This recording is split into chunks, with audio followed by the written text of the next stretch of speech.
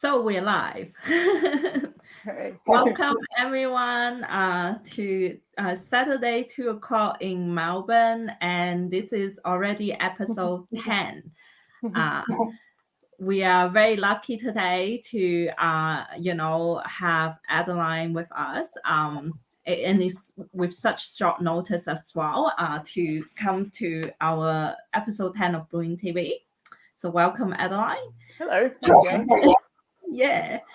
I would like to introduce Adeline, if you allow me, or do you want to introduce yourself? Go ahead. Great. So I know Adeline because she visited me one day, when OSTIC was hosting in Melbourne. So before OSTIC was hosted, and by the way, OSTIC means Australian Tea Culture Society. Yep. Yeah. And we do a seminar, so the S is also. Yes, that's why I hesitated. And she came to my tea shop. So our last conversation about tea was 3 years ago. And even though we see each other in passing, every year in OSTICs, we didn't actually have the time to have an in-depth tea conversation. So I'm very excited. And I also look forward to learn more about tea in Australia with Adeline, because I think that you've been in it a lot longer and you work possibly a lot harder because you are also the group owner for Sydney Tea Meetup, Brisbane Tea Meetup, and Canberra Tea Meetup. Yeah, look, I don't run them all simultaneously. I think it's you need somebody local at the time. Yeah. And obviously something like Canberra, I wanted to go down more often, but then lockdowns happened and it hasn't happened that way. I have been down a couple of times, but I'd really love to grow those areas because I think, Melbourne's pretty healthy in terms of its tea culture. But those three areas kind of need a little bit more galvanizing in terms of pulling people together. Even Sydney, you said three areas. areas. Even Sydney. I think Sydney's very disparate. Like you have lots of different. You might have a group of friends or something who might have tea culture, but no overarching group or person who can say, "Hey, let's check this out," or "This is new and this is interesting." Do you know anything about this? And it becomes the go-to place for people a lot of people who come up on the meetup. And meetup's not, I don't know how popular it is across Australia, but in Sydney anyway, we've got maybe 1,500 members, not all of them active, let's put it that way, but 1,500 people who have said, look, I'm interested in tea. Why not, introduce those people to different tea experiences, basically. Yeah, true that. Interesting. So firstly, let me also tell you that Adeline is actually a writer in profession. Tea is almost like a side gig. Can I say that? Yeah, for sure. I don't earn any money from tea. But she does write about tea, for different organizations. So you might seen her articles, from places to places. And if you're interested in, knowing her more, let me show them your website. And this is her website. I really recommend you. I should show you my T-shirt today. Yes. I have a huge collection of T-shirts. Yeah, I was going to say that. Yes, so she's known as a T-shirt lady, and she had a huge collection about T-shirt with like tea slogan. And this one is a little bit subtle. I don't necessarily know that it is a tea. I don't know how many people. You have to be very online to know this. So there is a thing in internet culture called Netflix and chill, and Netflix and chill is not Netflix and chill. It's like, can you go back to my place? But I thought that this is really funny because like it's gone through and chill. And when I say gone through and chill, I probably actually mean gone through and chill. I don't mean come over. So yeah. Oh, good to know. That's from Crimson Lotus. So if you know Crimson Lotus, they're a US based pour specialist. So yeah, I think I bought more T-shirts than I did pour, but I did buy pour. So. Okay. Wow, I learned something new. You got to be very online to understand that. Okay. So you already give me some wait, I have a comment here. Sorry, today's just Tea me. related, yeah. Okay. Look, man, Tea Public, Redbubble, what's the other place? Threadless will have it. You just search tea. You literally just say tea in the search bar, and you'll come up with so much great stuff. Tea companies, people who sell tea, will also have their own branded T-shirts. Not all of them like advertising the brand. Just have like really cool designs. Sometimes the designs are what they might have on a poorer wrapper, which I think is great. Like, great idea. Like, why not spread the art? Yeah, so Kirsten said that, yes, she loved the idea of t-shirt. And by the way, I also want to comment that I love your earrings today. They're also related. It's a bit distracting, but where you find all this stuff, it's great. Like, I'll give you a close shot so you can see. Okay. Yeah. There's a teapot, and then there's a little teacup, and then there's a teapot there. So. Yeah. They're Alice in Wonderland themed, actually, because they've got a heart and a thing. So. I see. So I love paraphernalia. So, and part of the reason for that, I think, when we talk a little bit about culture, is that when you go to a concert or something like that, a music concert, you get merchandise for that, and you get to show your love for that band and that kind of music through what you wear, and you also have that, when you see somebody else in the street who loves the same band as you, you're like, hey, I really love that band, and then like it's a marker already of what you love. Why can't we do that with T-shirts? I see no shame in like paraphernalia that says I love tea, and that's like my T-shirts, that's maybe my earrings and things like that. So no shame. I think that's maybe Austin should do something like that. Oh, look, we look at a lot of ways of doing things like that, and to be honest, like the amount of work that goes into just the very little that we do is it's part of the reason why we don't do more. We'd love to do it, like we have 10 million ideas and no money and no time to do all of them. So join. Yeah, I completely understand. But what I'm thinking is like maybe we can have like merchandise every year that is tea that we can wear outside, and or maybe even a tote bag. Is that did I say that? My tea flare. Say tea, and then maybe have a QR code you scan, and then you go into the website to find out more about Australian tea. Like the scene. I think we should have something like that. Anyway, we got a teacup every year. What are you talking about? Oh yeah, sorry. This is what I'm talking about. Hang on. And wear, you can't wear it on yourself. You have to just use it at home. Yeah, so something that we can bring to the public and show about. So so the idea of inviting Adeline is because Adeline's based in Sydney, and like I said, she run a lot of Tea Meetup, and she's a group owner in Tea Meetup in other locations as well. I used to run the Melbourne Tea Meetup. So unfortunately, that group had closed because we just didn't see a lot of activities coming from that. We had 500 people. As in like the member of the club. But, when we have a meetup, we probably can put 2 to 3 people from the group.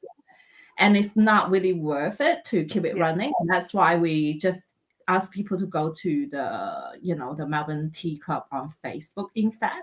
But even that, I don't really see a lot of activities there. So that is one of the reasons why I want to talk to you. Like, what do you see and what do you experience on the other side? Do we have the same problem, and is that a way to people together? Yes and no. So, I mean, the number of active members is very different from the number of members who say they like it. And I mean, that happens for all sorts of reasons as well, because it depends on when you run your events. And I'm a freelance writer, so we used to have a thing that was midweek meetup.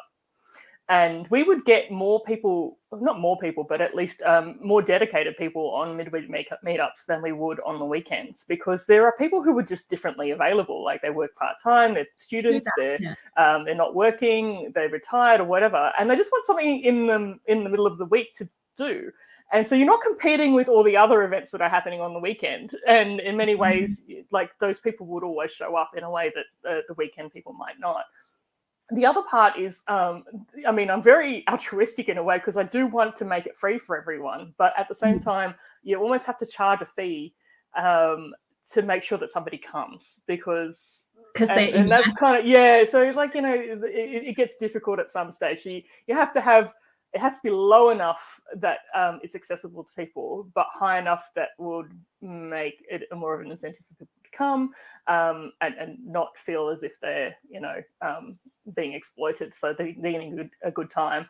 I would love to do everything for free, but like it's, if you don't turn up and I've only capped it at 8 because that's the capacity of my venue, then, and you don't turn up, that's really rude for somebody who might have been able to come. So that's the reality of it. And the hosting fees for running a meetup is obviously part of it as well. Yeah. So we will talk a little bit more about that. But like, firstly, I would actually like to ask this question. What is your tea story and how did you go into the rabbit hole? A lot of people have family stories. My family, my parents are Malaysian. My parents are Malaysian Chinese. A couple of generations, and they didn't really drink tea, to be honest. They were British educated, and I just remember this one. It was like a clear plastic box with a green lid on it, and it wasn't even airtight. Okay, and it just had like bushel, you know, the round bushels tea bags in it. It would sit in our pantry for decades. Like I think it was decades, and that would only be for guests. We'd never actually drank it. And we drink it at like Chinese restaurants and things, but like there was no tea culture in my house whatsoever. I think I first started to understand tea when I went back to Malaysia. You have teh tarik, which is like the pulling the tea, so they would froth it. It's condensed milk, very concentrated black tea, condensed milk, very sweet and condensed milk. And they would pour it from one vessel to another, and it would froth that part of it, and it's delicious. It's just like, if you like milk and sugar, that's tea for you, you know. And I still didn't like consider that tea. And then at university, I was drinking coffee because, you know, that's what the university students do. And our coffee cart had a subsidy on it, like back in the days of student unions, and it was only like $1.50 or something to get a coffee before your lecture. And when I started work, it was more expensive. It was like $3. Oh my goodness, $3! But like I was earning $20,000 at the time, so $3 is quite a lot to have, like to spend every day. Yeah. And so I started looking at the office kitchen, like the office kitchen in any, you know, office will have, I think, what did we have at the time? Might have been Twinings. I'm not sure. You know, they'll have a tea station. It's kind of I think it's actually a law, isn't it? Like to have refreshments for your workers. And they had like International Roast, which is like the worst coffee. So I thought, okay, look, I'm gonna have the tea, and I'm gonna have it with milk and sugar, like, you know, the British told me to. And then I read somewhere, it was just kind of like a couple of years, you know, into my first job. This is I worked at a magazine publisher, and I heard that green tea was better for you. And I thought, oh, green tea is where it's at. So when I bought, like, you know, I think it was Natura, that was the brand, one of those 50 packs or 100 packs of Natura tea bags from the supermarket. I thought, oh, that works out pretty cheap, like per bag. And I was like, because I was still poor, I would use it twice. I would use that, and the first was so bitter and awful, but the second was really nice. So I thought, okay, I guess you have to suffer before you get the good stuff.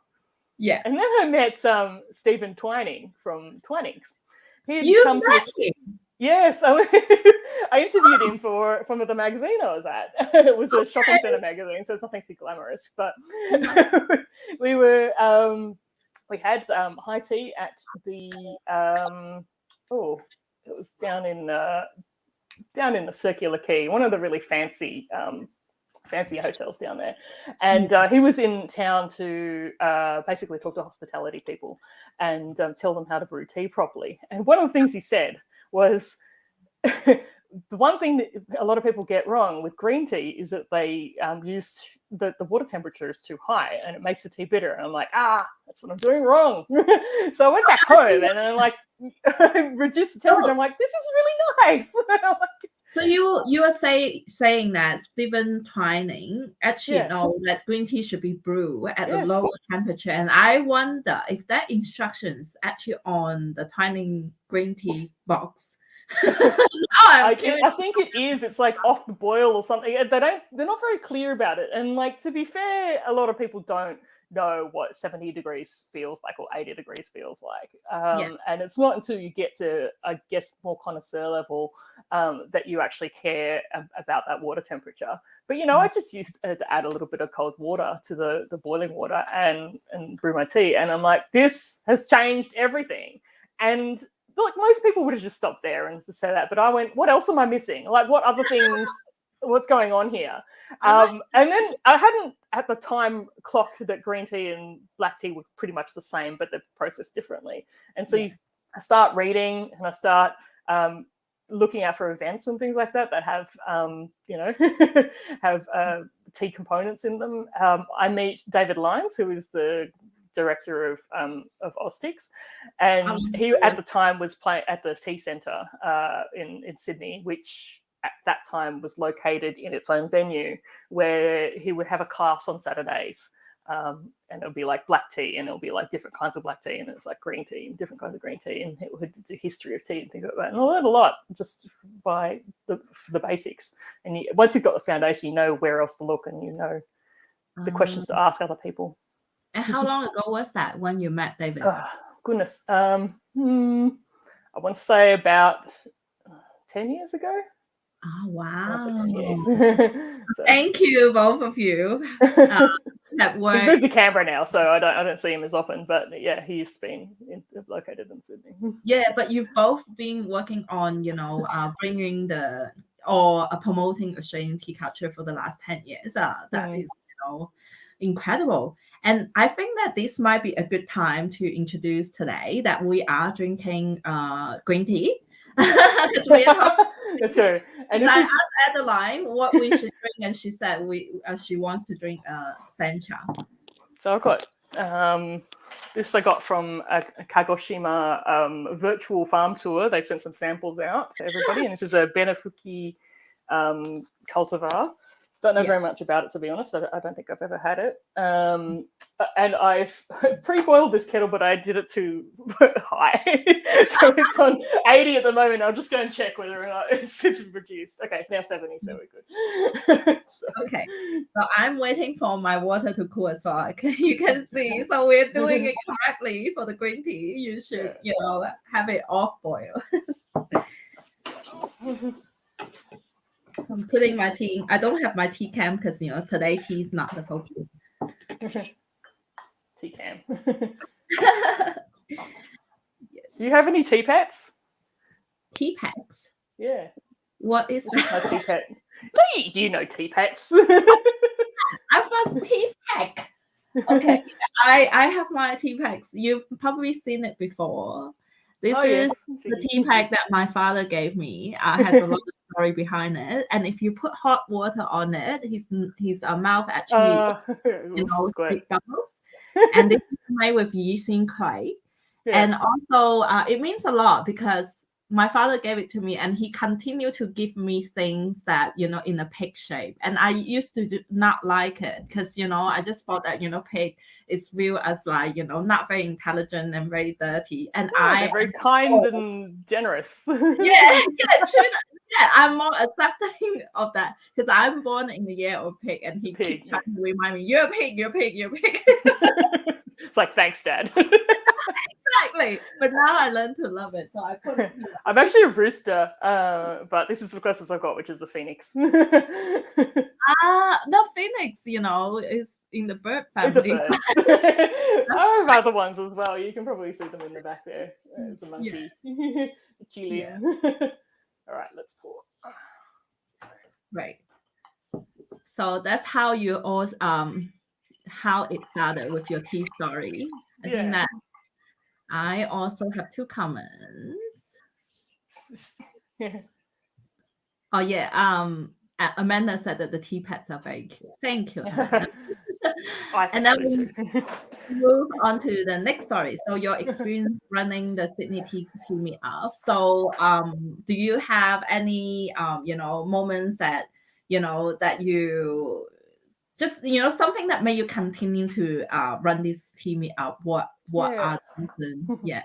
I'll start at the beginning because it actually wasn't my group to start off with. It was so I joined it in 2011 when I was starting this whole idea of let's do more to do with tea. And it was actually, I've forgotten her name now, but it was actually started by a tea sommelier from the States who wanted to be honest, I think most of her motive was to push people towards her courses, her workshops to do with tea, and she was the first to do a tea and cheese pairing and things like that. And I went to them. They're quite expensive. They're like $80. They're not expensive by today's standards, but in a meetup, 2011 $80 every time you do a meetup is a lot of money. At the time, I was earning okay, so I'd go to these, and only a couple of people would turn up because of the cost. And then after about 6 months, she gave up because nobody was coming, and that's because it was too expensive and it was too specific. It was too high end.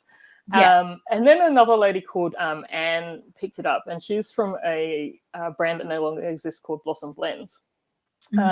Her story is very, very interesting if you ever want to talk to me about that. And she basically was like, look, I don't want to push my brand. I just want people to enjoy tea.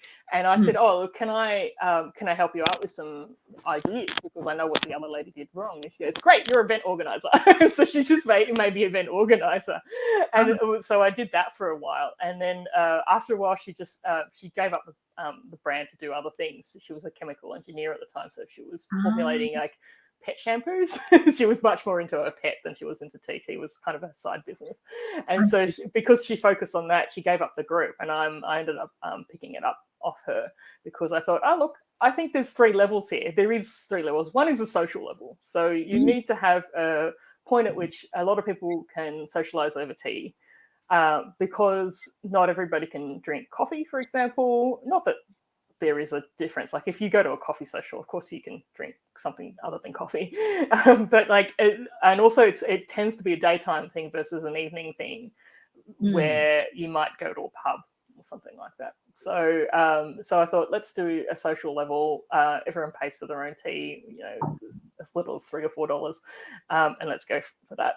The other one was to remove barriers to entry to tea, because I think tea can be very elitist, and if you go into spaces where you don't know what you're getting into, you don't know where to start. So a lot of tea houses in Sydney in particular are run by Chinese people who don't have a lot of English.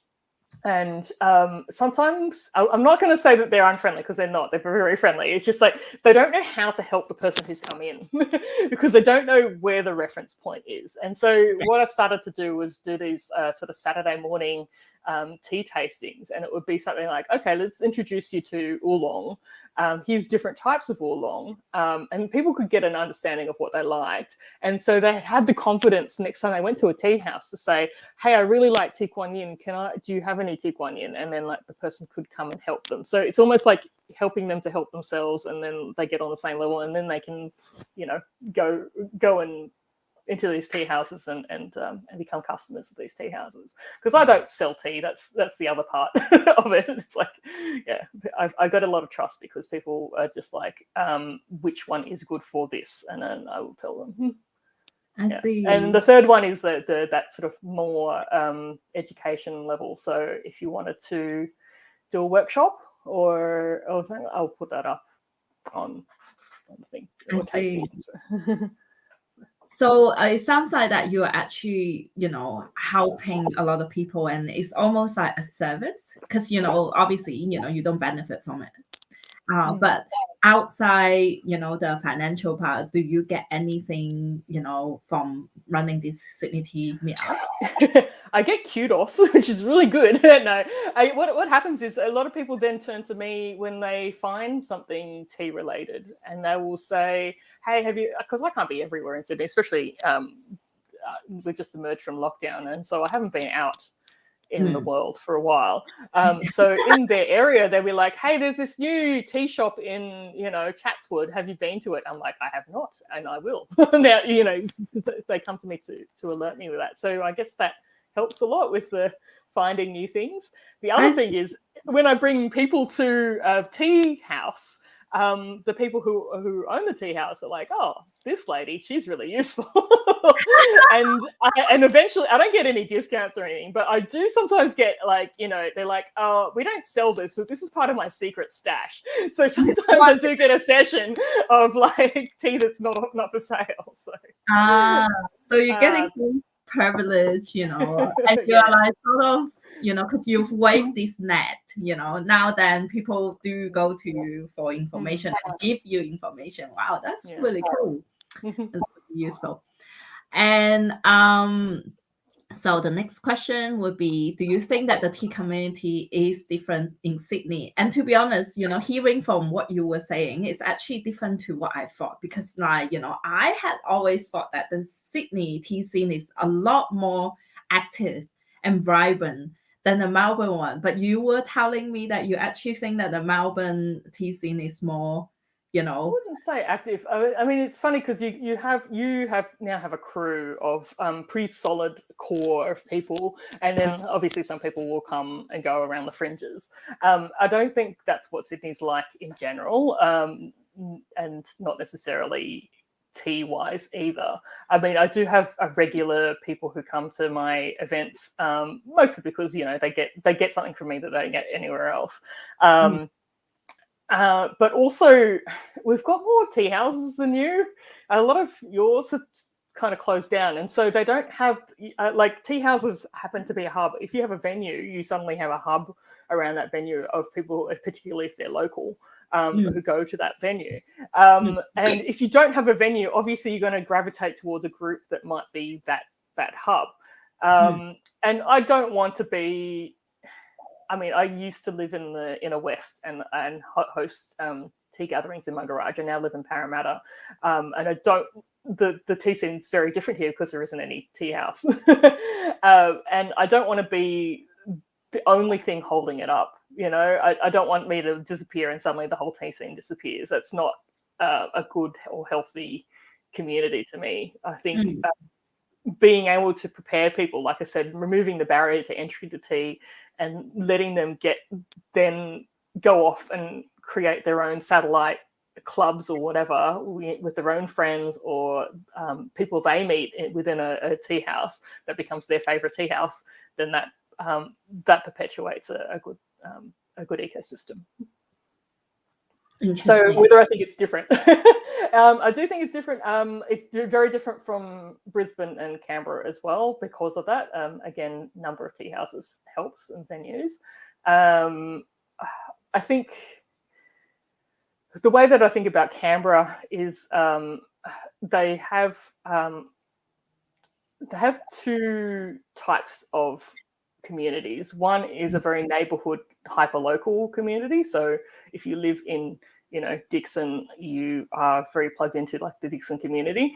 And then they have the reason Meetup works over there as well is they have the hobby-based one, which is like, oh, if you like volleyball, then you're going to join the volleyball one. I don't know whether there's a volleyball meetup. But I'm just saying, that's how they do it. And so they didn't have a tea one before, and that's because they don't really have tea house. They've got a door tea house, and they've got another one called Tea Jack, which isn't really a tea house. It's more of a retail space that has a little bit of seating. But they do have a whole bunch of really good cafes that serve quite good tea. So if we can start to do what I do in terms of remove the barrier to entry to tea, as well as raise the bar for the venues, then that might help turn people into. I can really relate to what you're saying. I think that you had were like, you know, what has always been in my head, you know, but I couldn't, you know, word it or, you know, pinpoint it, is that, you know, it's very important to, you know, how people to introduce them to tea. And I think, yeah, maybe that's what we need to, you know, doing, rather than keep pushing to like the higher level. And I think you need both. You can't. I mean, because you've got to obviously keep your own interest, because you can't always do. Even kindergarten teachers have conversations with adults, right? That's the way I think about it. Because like you're obviously teaching kindergarten, like a kindergarten level or whatever, a beginner entry level, but you can't speak to beginners forever, because you never advance your own interest and your own skills and all that kind of stuff. So, you know, I love going to, you're going to have Kathy on later on. Like, I love going to speak to Kathy, because she's got so much knowledge that, you know, it's not even available in Australia. So I'm just like, so when I'm ready, and this is the other thing, when I'm ready, I will ask her the question. You know, she won't teach me something that I'm not interested in, or it's not, you know, within the realms of my knowledge. Really, yeah. So you're giving me a lot to think about later. So I do get a comment here. So Kirsten said that that's what a lot of people are after. I have plenty of Australian friends who are curious. Yeah, but don't know who I'm talking to. Yeah, absolutely. And do you know what? It's funny, because I look Asian, but I'm not Asian. Like, I don't speak Mandarin or anything like that. But it always helps, I think, to have a little bit of tea language. And I'll tell you something, another funny story. So we, AusTea, so the Australian Tea Cultural Society, had a stall at the Australian Chinese Tea Expo, which was basically run by an offshoot of the government organisation in China to bring Chinese tea exporters to Australia, and they'd have a stall. And it was in like the convention centre in Sydney, which is a really big venue. And they got like, don't be fooled by the pictures or the numbers that they put out. There was nobody there. It was very, very poorly attended for reasons that I won't go into. But everyone did their best. They had some really good speaks, like presentations and things on. So I went, and so I was the first year. This is I'm only talking about the first year. The first year I was there, I'd set up with the AusTea banner. In the corner, because I gave us like a not very good position. But like the number of conversations I had with people, I literally sat down at my trestle table, and I'd have, I think, 2 seats in front of me, and I would just brew tea all day. And what I was brewing was some Australian tea, some Chinese tea. And I said, look, this is the Chinese tea you can already get in Australia. And like people were asking me questions that they were asking other people, other vendors, but the vendors couldn't answer because they didn't have enough language. And I just think that's a really poorly thought out way of exhibiting a product, because you want somebody to be able to speak to people. So so I became a translator, even though I don't speak Mandarin. So what are the questions you're getting the most, you know, when you are stuff like what's the difference between, I don't know, like raw and cooked pour? Right, for example, you know, something like that. Like, how come this one's dark? Like that, they'd buy a disc or something. How come this one's dark and this one's like light? And I'd be like, okay, well, this one's cooked and this one's, you know. And there's only so much I know as well. Like, I'm just like, look, I don't know where this is grown. I can't read anything. So, but it was just, you know, I think there could have been. It was a good idea that was badly executed, because they didn't have the people on the ground with the skills to talk to the people who they were supposed to be talking to. And it really wasn't very, what's the word? It wasn't very friendly for the public. I think they really wanted more people who were wholesalers in Australia to just pick it up. But also, even the wholesalers, I mean, you would need to have some Mandarin to get by. And, you know, I got offered, somebody offered to sponsor me for some so I could spruik some product, and I'm like, I don't believe in your product, so no. I'm sorry. I said it more politely than that. So. So Kirsten also say that she tried to help. Kirsten, by the way, is you know, she's a Melbourne-based lady. She had a really you know, big I would say passion, enthusiasm towards tea. I think that her love for tea is any less than, you know, you and I. So she said that she also organized, introduction education sessions, I think at her workplace. Yeah. Oh, that's so great. Yeah. yeah, but and we need more of that too. We need as many people who know the basics to be able to advance people. And I think half of that is accessibility. You need somebody who's not going to look at you for asking a question that they may have answered 100 times before. And I've back in the day, I was really snobby, and now I'm not. I'm now like everybody learns it for the first time. I learned it for the first time. If I hadn't met Stephen Twining, I don't know how many questions he got. That was yeah, might have been beginner. To tell you the truth, I feel like that, there are so many things you said that I want to take a notebook and write. Okay. I need to focus on hosting. Yeah. So you can listen back and take notes. We move to the next question because I want to learn more about the Sydney tea scene. What do you think about the coffee, the bubble tea, the tea houses and the pure leaf tea? Like, how do it all play in the beverage market in Sydney? Look, there's heaps of when you look for tea in Sydney. This is a tip I'm going to give everybody. So when you go to a new location, wherever that is, and you turn on your GPS and your Google Maps or whatever maps thing you use, and you look for tea, you will find more things that way than going through a general search engine. And I've done this all around the world. So I've gone to, a place that I've been to, like, I don't know, Riga in Latvia or something like that. And I tried to look up tea houses when I'm not there yet, like planning. I'm like, okay, I'll visit a few Latvian tea houses. Let me see. And then like the popular ones will turn up. But like when you're actually on the ground, you will actually get shown a lot more because the GPS will pick up a lot more. So that's my tip. The other thing though is you do actually have to be specific about what kind of tea you want. So if you're looking for Chinese tea or Japanese tea or something, like, be as specific as you can, because they will pick up all the bubble tea places in the world. And there's a lot of them. Because there's like, small stalls that you might fit, 12 in the Westfield. True. My experience is that, tea means different thing to different people. Like I will probably, every few months, I will get like 2 or 3 calls and calling me, oh, do you have this tea? And it's a herb.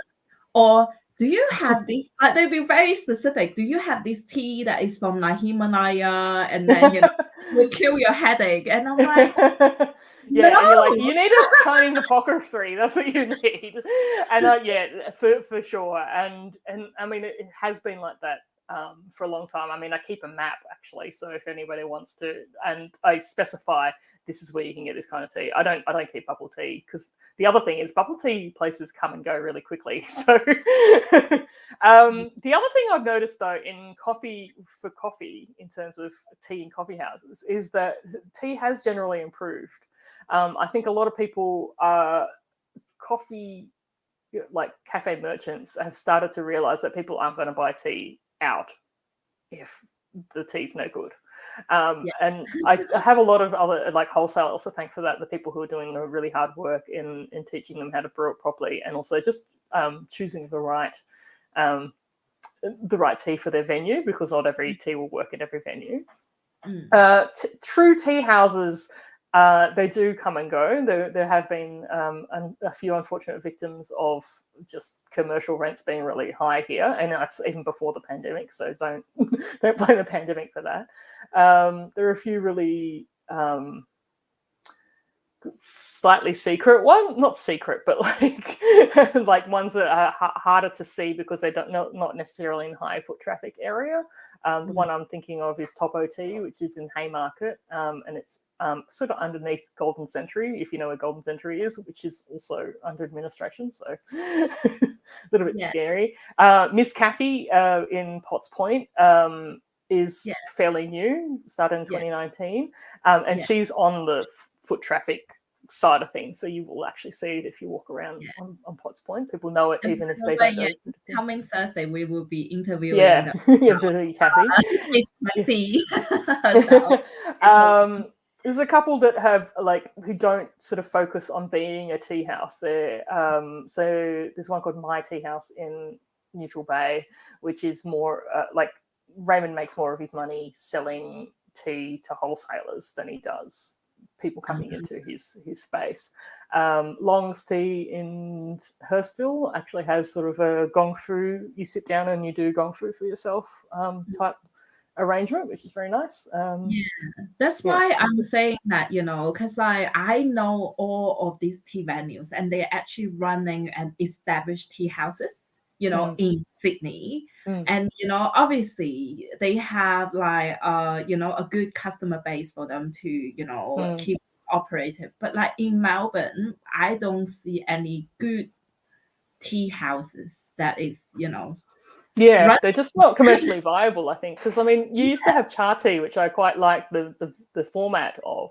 And Cha Tea was like you sit down and have gong fu. And they had one behind Chinatown, like in the center of the city. And I thought that was a perfect location for when you just had dinner, but you don't want to go to a pub and you want to maybe have a bit of tea to digest but talk in a quiet place. It's perfect. But, there's only so many people who are like me who like that situation. Yeah. So I got another comment. So anyway, feel free to read that. But I'm gonna continue to say what I meant to say. It's like, there are so many good tea houses, and it seems like that, there are a good customer base and then it's thriving. But you were still saying that, the tea scene in Melbourne is more I don't know, what would you say, like I think there's a much stronger core of it, because the tea houses in Sydney don't talk to each other. They're not. I wouldn't say don't talk to each other. That sounds like they're in a feud. I'm just saying there's no community among them in the way that I think the ones in Melbourne necessarily are. I mean, I'm the only one. Like, I will go and talk to lots of people. Tea Angle's the other one, which is in Enmore. And they used to have just like a tea bar. Now they've got a space that you can sit down in. But I'm just saying, I go to all these. I regularly, pre-pandemic, would go to all these places and just re-establish my relationship with a lot of the tea merchants, because I think it's really important to say, hey, what's new? What's going on? Are you still operating? Can I still refer people to you? That's part of the I think my job is being a sort of pseudo ambassador, because otherwise, if they're not keeping their end of the bargain, which is like bringing in good tea, then then I recommend them. So yeah. That's great. Thank you for sharing that, because I just, always had thought that Sydney have so much good foundation, and it's like, it could just bring but they're not as together, they're not as connected as you think. I mean, I think Kathy and Dawn, so Kathy from Miss Kathy and Dawn and Matt at Tea Angle are reasonably good friends. Kathy and Longs, Eric and Chloe at Longs are reasonably good friends, but like everybody else is kind of disparate. Like they're not, I actually try to invite maybe all of the people that you had talked about. Yeah. And you know what? My relationship with them isn't as strong as it used to, because they haven't seen me for a couple of years because of this. So I was just like, who's Adeline? They would and by the way, if any of our audience would like to visit all of these places that Adeline had mentioned, or want to know what are the good places to visit in other city in Melbourne, in Adeline's website, she actually listed them all. So that is like very helpful piece of information there. Yeah, please do go visit this website. She doesn't actually sell t-shirts. No, unfortunately, I did design one, but it got buried. So I didn't promote it or anything. But why not? I've got to get a proper illustrator to do it properly, because like I had a really good concept. But like, will you share the draft and so I can have a look? Great. So I think that my next question is that, what do you think is Australian tea culture? And I give you a little bit of background of why I come up with this question, because I recently talked to Jing Hong. Jing Hong is the lady who wrote this book when she was studying in Canada. Caravans and Chic. It is actually a really good tea book. Yeah. Yeah, and I know I people think have it's been talking about. recommended around the world. Like a lot of other people know Like about I've it. seen tea reviews from Germany. I've seen tea reviews from UK, and I know Tanya had talked about the book, and she said that I'll borrow this book to you. So at the back of my mind, it's like she's gonna give me the copy one day. But 2 years later, we are locked down, so I decided to buy it. And it's actually a really really good read, and I learned a lot as well. And it's really rare to see something that is so local, to be written in English. So it's a very good gateway to look into like what's happening. If you ask Jing Hong, she probably has a Chinese version if you read Chinese better. Maybe just my tip. spoke in like a media called Yixi. So it's like it more or less looks like a TED talk. So she actually talked about poor in a Chinese version of a TED talk. Okay. So it's very interesting. Anyway, when I was talking to her, because she wrote this book when she was in Australia, and I was like, well, do you see a tea culture in Australia? Because I'm actually struggling to, pull all this together. And she's like, well, at first she didn't think that was. But then she see the Sydney Tea Festival, and she was like, wow, like there was actually a lot of people are consuming tea and possibly really good tea and have really good tea knowledge, are very sophisticated in the privacy of their own home. Yeah. So she's actually just complete writing a paper about Australian tea culture, and she was going to publish it later. So I look forward to seeing that. I'm looking forward to that too. Someone who is in the Australian Tea Culture Society and who's been working for this tea scene for a long time. What do you think as Australian tea? So caveat is that Jing Hong is an actual anthropologist, so she's going to have a different take. So I'm the subject of what she's been looking at. I think part of it is understanding that the culture is almost separate from the drink. So I've been talking about this a little bit in relation to bubble tea. So bubble tea is not tea culture in the same way as we talk about, chamomile. Even though chamomile is not true tea, pure tea, the way that you drink chamomile and consume chamomile is more akin to what I consider a tea culture. A tea culture is, slow. It is social. And I don't even mean, if you have tea by yourself, I don't even mean that you can't have tea by yourself. That's not tea culture. I'm just saying there's something about the communion with the tea that happens. And if you're with other people, you're communing with other people as well. But there's actually, and that's very different from people who are tea habit drinkers. So people who drink their cup of black tea every morning, they might drink other things as well and be open to trying, an oolong or whatever. But that's not tea culture in the same way. That habit part of things is closer to, I think, coffee culture. And the only way I can describe it compared to other kinds of culture. So you understand there's a difference between wine culture and beer culture, right? Like beer culture is quite loud. It is quite busy. You know what I mean? Like, whereas wine culture is quiet and like maybe like you consider more sophisticated. And that's not saying that the worst quality wine and the best quality beer like is there's obvious sophistication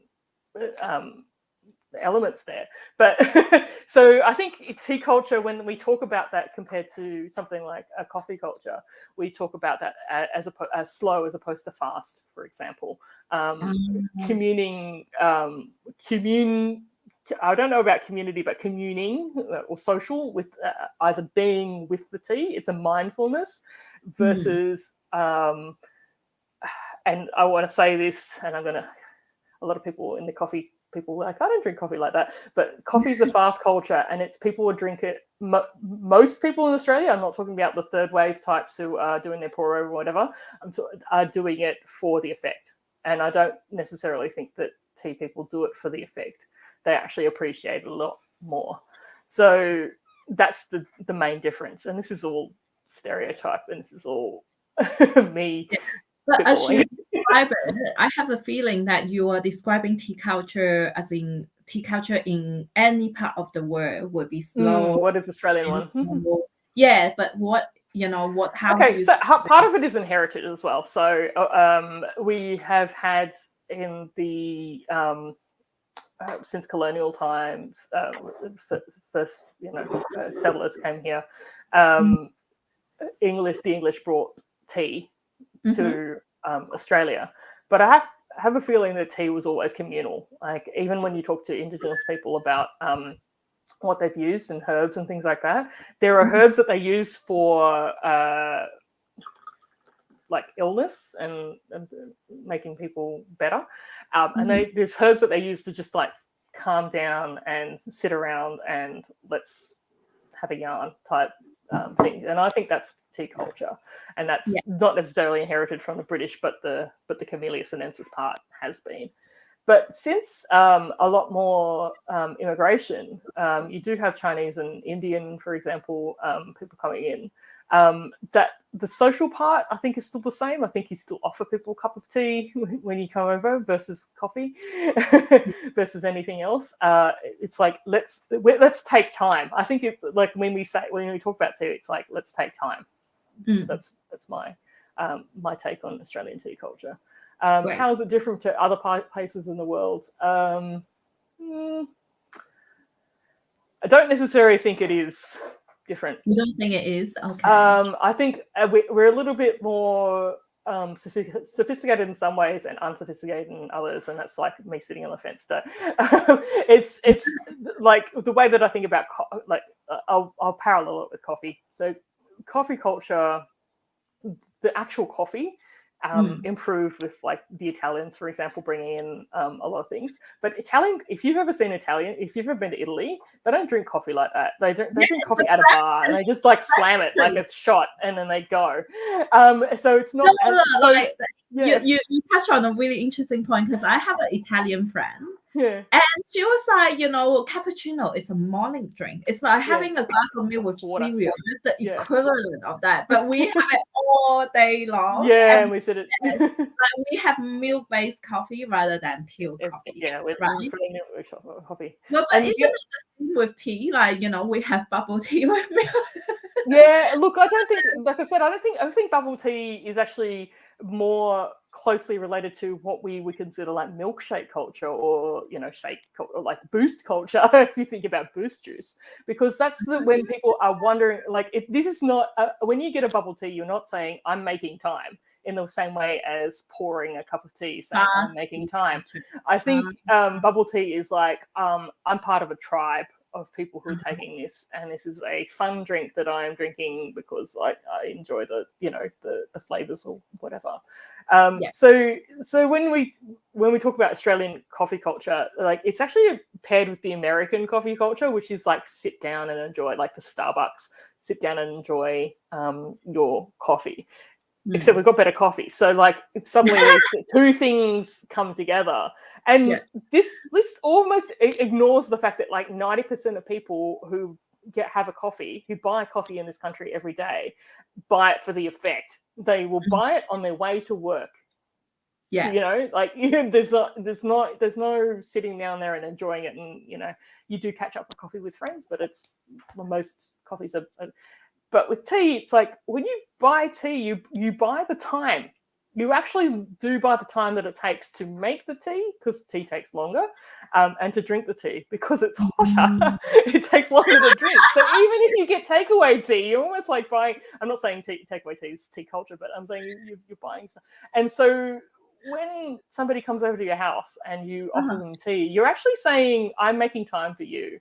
So I don't know whether that's I don't think that that's particularly Australian tea culture, but I think that's like almost worldwide. But the Australian part is that we do have a wide variety of tea types that we offer depending on our cultural backgrounds, and we've got a lot of access to things that I think a lot of other countries don't have. So I think in many ways it's that broad appreciation of things, the way that we appreciate wine and beer have gone off, just drinking your Chewy's new, and we're now into craft beer. So we're moving from your generic tea to more sophisticated brews, but it's still about making time. So I see. I think that's a keyword. So summing up, these are the keywords that I pick up. So slow, mindful, health.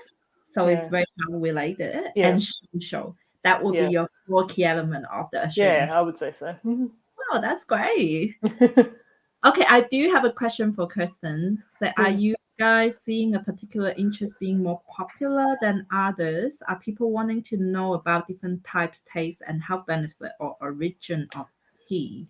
Yes. Okay, so we did a survey. This survey's a couple of years old now. Most people still drink black tea more than any other kind of tea. Black tea meaning Hong Cha, if you're looking at the Chinese chart. But there is a huge view for health benefits. And I want to be honest here, I don't drink tea for health benefits. I drink as much as I do because it's not unhealthy, if that makes sense. So it's not like alcohol where if you drink a couple of liters, you're just going to be considered a little bit of a lush. But I don't sit there and go, oh, I'm going to drink this tea because it's going to make me feel like this.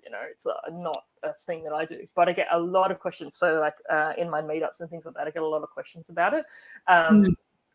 It's interesting because the studies of them are not all that conclusive, and is very, very different depending on what kind of constitution you have. So there are a lot of people who can't drink, for example, green tea because it just makes them feel ill, and that's just to do with your personal, your body type and that kind of thing. So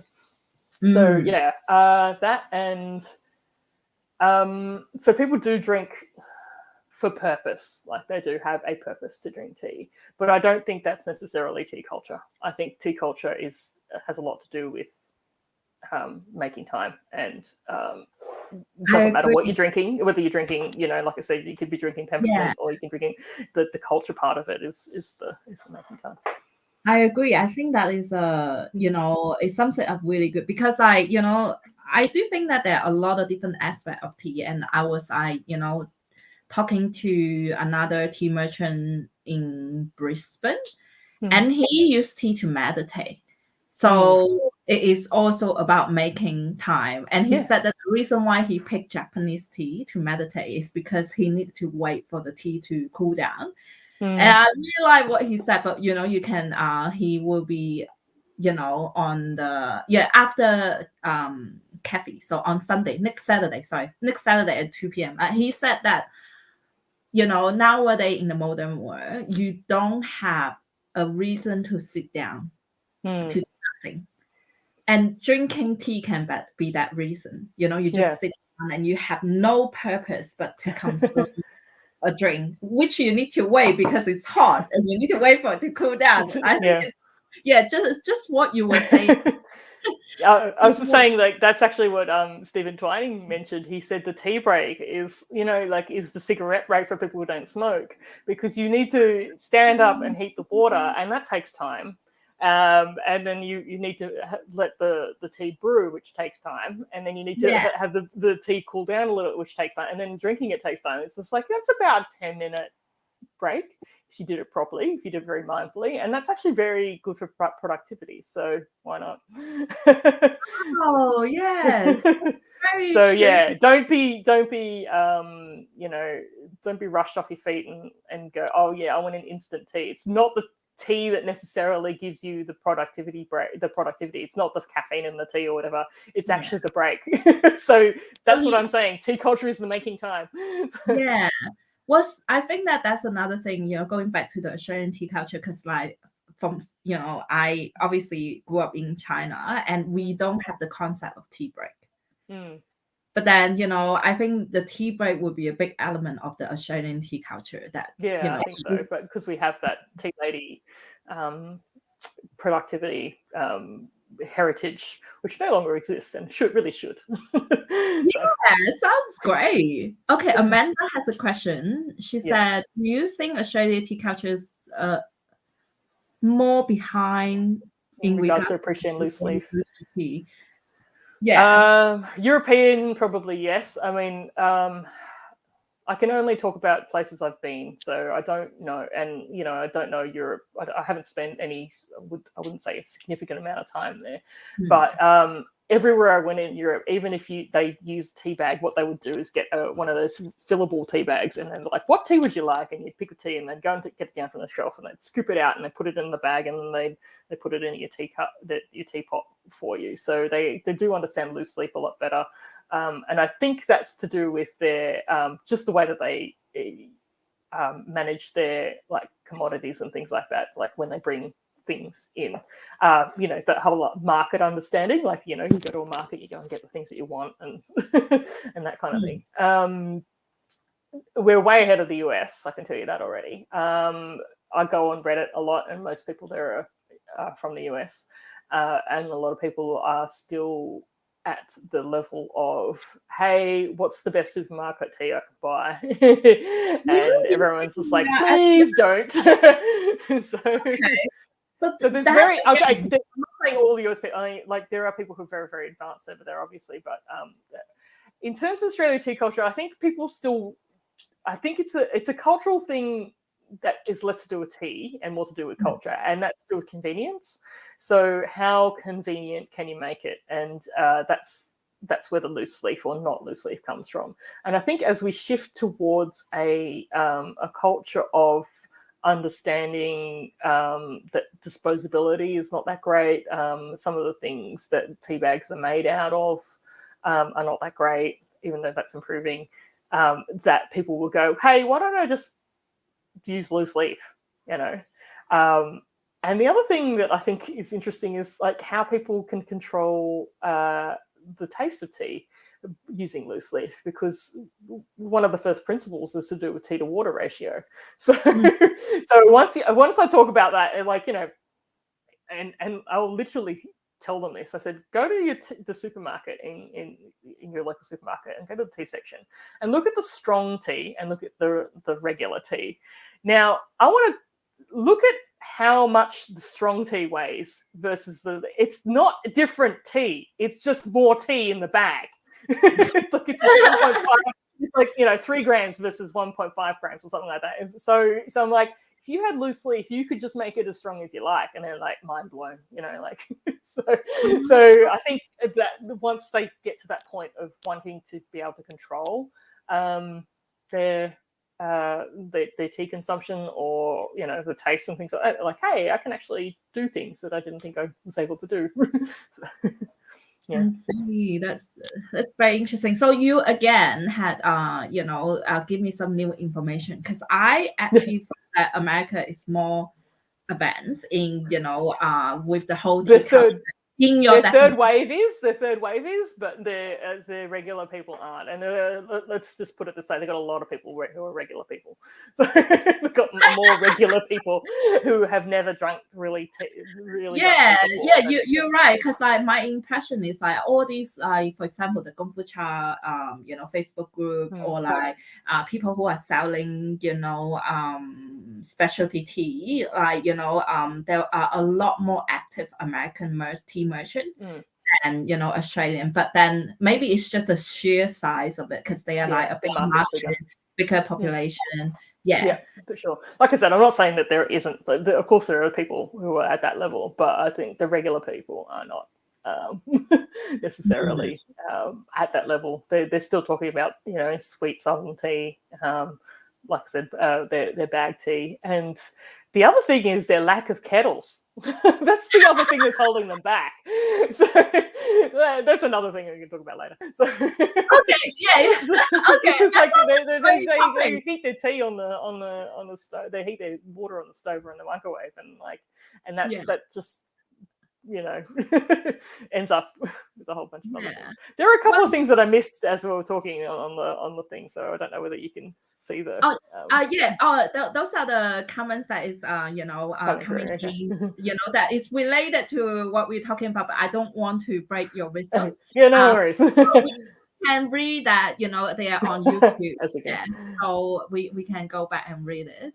But because we're coming up in 1 hour and 4 minutes, unless you're quite happy to talk, because I really feel like that you give us a lot of information. So I do keep going. I don't mind. to you. But I do have one more question, and if you're happy, we can talk about tea kettle after that. Okay. So the last question is, how do you think we can unite the tea community? And like I'm talking about both locally, like so in Sydney and in Melbourne, as in like a more make up like face-to-face things, and also the country as a whole, like how do we build like a more vibrant tea scene, comparing to like the wine scene and the coffee scene. I guess my question would be, what would uniting the tea community enable us to do that it isn't already doing? Because I would say there's a lot of communities out there that are not united. Like I don't think the wine community is united. I don't think the coffee community is necessarily united. And there's no reason why it should be if you can keep doing things that you're already doing. The one thing that we do have, I mean, what's interesting is International Tea Day, because because of International Tea Day, we think of tea with an international lens, and tea is, since it came out of China, since we stole it from, since the Scots and the Brits stole it from China, it is an international drink, and because of that, it feeds into a lot of other parts of commercial realities for different people along the way. As a consumer in Australia, I'm only thinking of it every day when I drink tea. I only really think of it through my lens, which is like, do I like this tea? How do I brew it properly? Blah, blah, blah. Sometimes if it's, for somewhere unusual, I'll be like, oh, okay, let's think about the provenance of this tea that has come from Malawi in Africa, and how they came about, growing this particular thing. But every day I don't think about it that way. And so I want to know, like, if we unite that, would it enable us to do anything that we're not already doing more effectively than what we're already doing at a local level? Allow me to, one, tell you how I come up with this question, and two, that we face it, so we'll answer. So firstly, like, I have this question. I think that it all started back in when we were in Tasmania. And Austin in Australian Tea Culture Society, Austin in 2019 in Tasmania, and then you had a panel for Tasmanian industry people to go out and talk about their industry and how we can learn from it.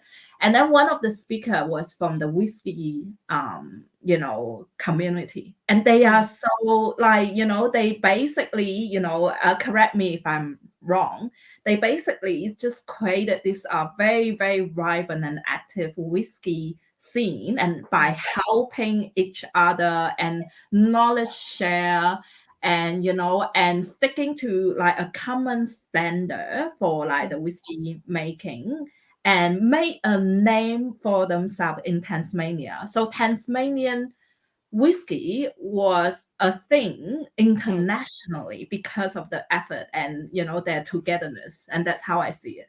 And I've always think that would that be something that we can do? Well, obviously we don't manufacture tea. But so this is but then I'm like, how do we create a better environment for like Australia to be seen as a more tea friendly country? Because I like we ran a post on Facebook and Instagram and saying, what are your frustration as a tea drinker in Australia? And a lot of the answer was like people serve us overbrewed green tea, and then they trying to give me lemon and put milk in my tea, and like basically it's just that the industry, service, hospitality industry, the people who are serving us tea actually do not understand enough. So So you're talking about Christy Booth Lark, who's from Killara Distillery. So people can find that reference later on. Yeah. I think there is a difference between producers and consumers, because there's obviously fewer producers in the world than there are consumers. And so she's found a community of people who are producers. And I don't think that necessarily translates to a community of people who are drinkers. Part of it is obviously the education part, because how many people have been turned away from tea? And look, I'll go back to Reddit as well, which is kind of a lower common denominator. A lot of people go, I don't really like green tea, blah blah blah blah, and then somebody goes, have you actually tried any good ones? Because like if your one and only sample size of a particular tea was a really bad experience, there's all sorts of things that could have gone wrong in that experience. You could have been sick that day. You could have had your taste buds like ruined by having something for chili for lunch or something, or that could have been really badly brewed, or whatever. So I think part of it is also give tea a chance. Part of it is that hospitality layer, and I think people are only starting now to understand that every layer of a hospitality experience actually has to speak to the best thing for the consumer.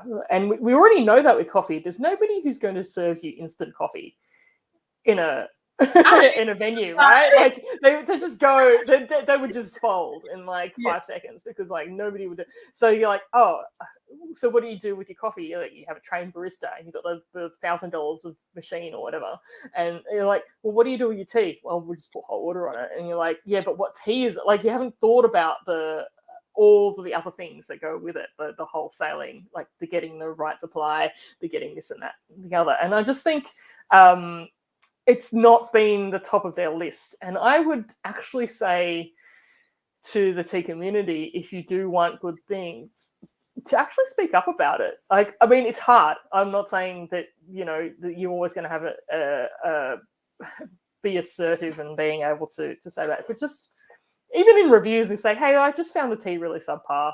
Like, it's, or just say to the person, I'm like, hey, do you know what tea this is? Like, I ask now, I'm like, what's the tea do you serve? And they're like, don't know. And I'm like, right, I'm going to go away now. Especially green tea, because you're like, green tea is so different depending on whether it's like Japanese or Chinese or Sri Lankan, right? So it's just like, you say green tea, where's it from? And if they don't know the answer to that question, then just walk away. So yeah, I think you got to almost make it clear that you are you have particular standards, and they have to lift their standards if you're gonna order tea from them. Don't reward them. Don't come back again. I don't know. That seems really cruel, doesn't it? Just like, why? Life's too short for really bad tea. So, okay. So I'm just thinking that maybe like my question in there was like, how do we make Australia more tea friendly environment? And then I think your answer is like, as a consumer, what we can do is to speak out. So, now that I would like to advocate for every tea drinker who is going to a restaurant and cafe, that Adeline has to give you the permission to complain. And I don't even think complaining is necessarily, like sometimes complaining, obviously the hospitality industry has been really hard hit. And I actually think just asking really insightful questions might get them thinking, hey, this person's asking that of my cafe. Maybe we should think about that. And if enough people do it, I think they're like, okay, that's cool. True that, yeah. And also positive reinforcement. So when you do find a cafe that is really good and does the right thing, go on like Google Maps or whatever and review them and say perfectly brewed tea, and then maybe their rivals are like, wait, that's actually important to people, so it's kind of I think the difficulty is that, if you go to a coffee shop, for example, the Coffee Lane in here, which is like one of the, key cafe who had made a difference in specialty coffee, and if you said that, oh, okay, your coffee is brewed this way, or I taste this in here, you are cool. Right? But if you go to a place and then you pick up your tea and it's like, like my example is I went to a really, really good cafe who had really good review on Google. And I look at their tea menu, and they actually have like 10 tea on there, and I got excited. And then I asked a question, for example, I don't remember what exactly the question was. And then she said that, oh, Tie Guan Yin is a green tea. And I'm like, I looked at her, wow, it's not a green tea, but you already see her look. It's like, oh, here we go, like another difficult person, So being snobby with coffee is cool. Being snobby with tea is well, actually, annoying. How do you? Yeah, so that's why people don't do it, I think. Yeah. Well, I think asking the question and knowing that she doesn't know helps you as well. Yeah. Over a laundromat cafe, there's a lot of secret places that do that as well. There was this place in Melbourne that did it, and then the next time I went back, because I thought, oh, the tea's pretty good and the food's pretty good, they had gotten rid of their tea menu, and I was livid about that after that. I thought, oh, that sucks. I'm not going back there again. Like, there are not enough regular people ordering them. Like, at the end of the day, it is a business. Turnover is a big factor. Yeah. Last time I went to so we have an event that we run through the meetup that for Fat Tuesday Mardi Gras, which is basically, if you know about Shrove Tuesday, it's 40 days before Lent. 40 days, the day before Lent starts. So Lent is the day where you give up something. And so you traditionally have pancakes, and so we would go to breakfast places or cafes that would have like pancakes and a really good tea menu, and I would go and talk to the people. I said, see these 8 people that are here, we're here because you've got good tea and pancakes. I'm just letting you know that this is why we're here celebrating. And so I think actually like having that conversation with the people who were there, they might actually start realizing that it's worth something, because if they're just doing the right thing and they're not getting any feedback for it, positive or negative, then they won't serve you next time. Okay, I'll speak. So positive reinforcement. I mean, if it's really bad, I mean, I would say just don't go back there again, or go, hey, you thought about changing your tea supplier, or something like that. But if they don't get a lot of money from it, it is a commercial decision at the end, and I understand that. You're just going to have all these people who will drink at home. That's just the way it goes.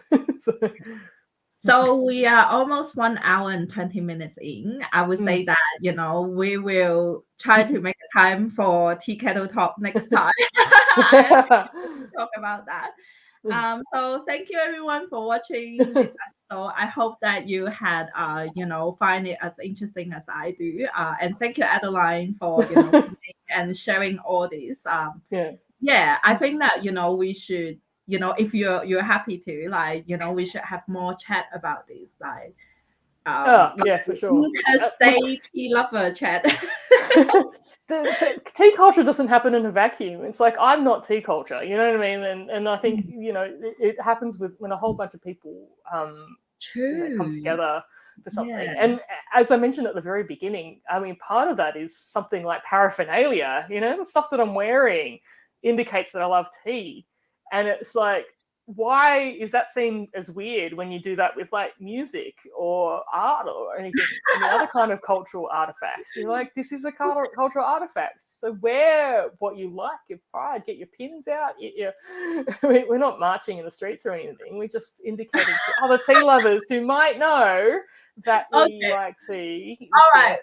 You have totally convinced me. Like, I might become a t-shirt lady myself. I'm getting a new batch very, very soon. I rarely buy them now because I've got so many and I don't buy them all. But I reckon next year I might do like a t-shirt week on Instagram or something, just to show how many. I will join you. Ridiculous. Yeah. And so at the end of this, I also want to say that, so thank you again.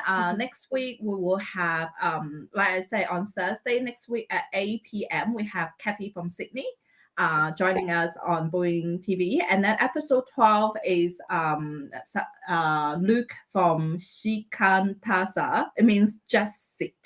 So he is selling handmade Australian wood-fired teaware, so teapots and teacups with Japanese tea, and he is very into the well-being and meditative aspect of the tea. So it will be very interesting talk too, and that is on Saturday 2 p.m. again. So do remember to tune in and share this video. So like Adeline had said, you can't. It won't be tea culture if you just enjoy it alone. Like let's get more people. Share your enjoyment, I think, is part of it. Yeah. Make the time and then share your enjoyment. Yeah, so share and then subscribe to the YouTube channel because it's so much easier than Facebook. And we will see you next week. And before we go, I do want to say that as soon as I jump into the chat room, I noticed Adeline have tea at the back of his tea shelf. Yeah. Yeah, and it's something that I share. As in, I have one here. But I told Kaishan it was because my friends bought me for my birthday one year my initials, which is AT. And then I'm like, what am I going to do with my initials? And then I thought, I'll just buy the E. I'll make it in my part of my tea cabinet. So. Your initial A. Okay. Yeah.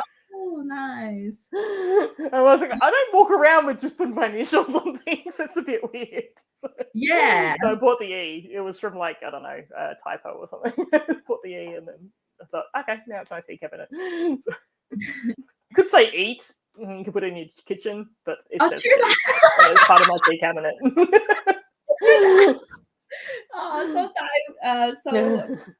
Versatile. So if you're happy, I would like to invite you to more talk, So next time. Direct kettles next time. Yes. Bye.